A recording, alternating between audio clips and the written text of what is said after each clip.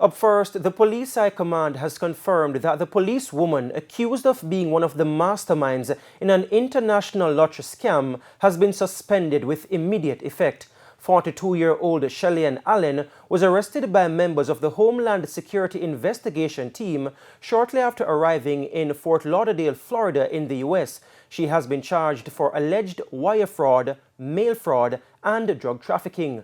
Court documents point to over $1.69 million worth of losses from the bank accounts of 17 victims across America. In one complaint, an elderly victim living in Brown County, Wisconsin, was told he won various prizes, including a home, luxury car, and $18 million. The victim was directed to send money in cash, money orders, and checks to people in the United States and Jamaica.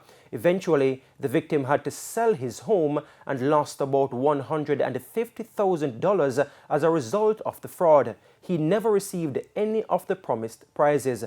The Jamaica Constabulary Force is working with its international counterparts to further investigate the matter.